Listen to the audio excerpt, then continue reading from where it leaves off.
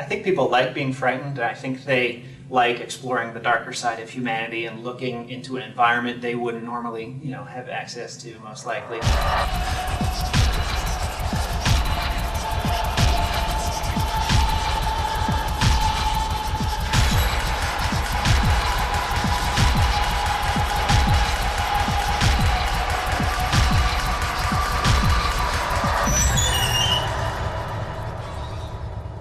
I think early on, the team would talk about what we found compelling in the horror genre, and far and away, The Shining was the movie that stood out for everyone as something that was uniquely horrific, yet not cheesy or ridiculous at the same time. It's a serious piece that is also intensely frightening. So we really wanted to create that same feeling of you're walking through an environment and then you're seeing visions of things that are, that you don't maybe understand right away, but over the course of the whole game, come to create a sort of a full picture of, one man's tortured soul and the horrible historic events that have taken place on this island. The island has had a colorful history, where there was a rock quarry that was used to build the prison. There was a beach where a ship wrecked. There's an old abandoned asylum, which is a Victorian home from the late 19th century. And that served two important functions, which was to keep the game environment varied over the course of the game and to allow us to sort of bring out history through recreating different architectural styles, or obviously a rock quarry is going to look very different than a beach and so forth.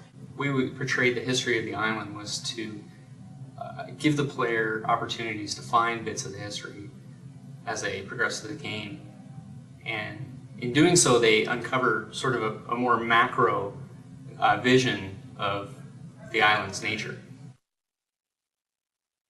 We didn't really want a character that looked any particular nationality or race. He really is almost Neanderthal in his appearance. He's very primal. We wanted that strength to kind of come through, so we built up some of those characteristics.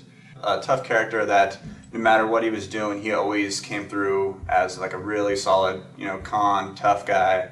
And then he looked cool no matter what he was doing. Like he was just shooting a gun, he looked good shooting a gun, and he looked tough and carried out an attitude throughout. I think the primary thing we wanted to do was make the player feel that though they were in this intensely frightening and life-threatening situation, that they were in control of a character that could make it through if only they were able to manage it themselves.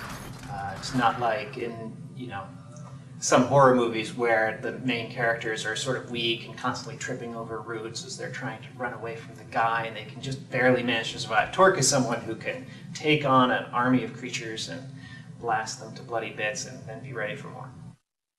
Well, the thing with Blood is it's actually a lot like a shadow map in terms of projecting geometry onto another object. So we basically take our Blood texture map, we figure out what objects collided with, and we send it through a projection matrix, and it ends up being rendered on top of the other geometry, looking like it's actually attached to it.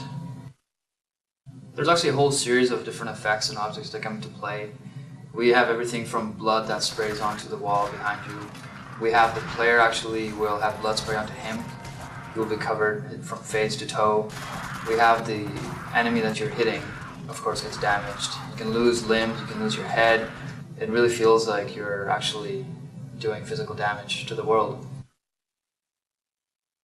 Something that was also important to me was to explore sort of the relationship between corrections officers and inmates. Since it is a prison environment, there's a lot of tension there between these sort of two factions, neither of which has really complete control over the prison. Oh, he won't say. Claims he blacked the whole thing out. I like his story. The needle's too good for him. Filthy inmate, they should all die. A likely story. The needle's too good for him. Filthy inmate, they should all die. Since we were going for sort of a continuous immersive experience, we didn't have the benefit of mission screens or voiceover narration or something helping the player along. So it was a real challenge to sort of get the characters to both talk in a way that's realistic and also in a way that'll convey the story to the player. Welcome to Carnage, inmates. Enjoy your stay. Once the cataclysm happens and the creatures are everywhere, the corrections officers are really on the same side you are. From the beginning, we wanted to stay away from zombies and the more tired horror cliches that everyone's had enough of. and wanted to move on to something that was more disturbing and more unique to this experience. I think it was also early on we decided we wanted to have a theme for all the creatures so that they weren't just, this random Cthulhu monster or this random apparition. Instead it was they're each themed after different execution methods, which ties into the history of Carnate and all the various forms of humans killing humans that have gone on there. Creatures, we wanted to make them as creepy as possible, make them feel very intimidating and deadly. We had a lot of inspiration for a lot of the creatures from movies like House on Haunted Hill and old Geiger stuff. It really actually fell on probably one of the sickest character designers I've ever met, Ben. So he really tore it up and really was the inspiration for every one of these character designs.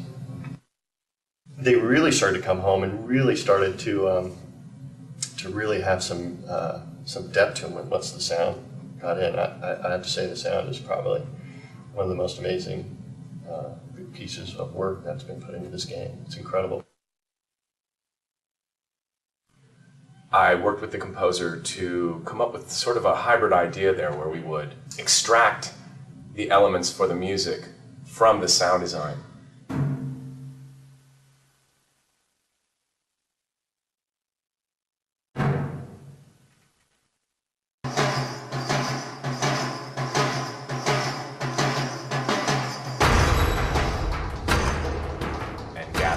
Objects that were made of various elements, stone, steel, things that had long tones.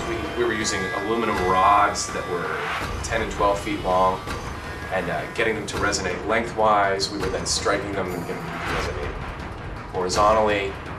Just about anything we could think of to create sonic signatures that were not typically used in game soundtracks.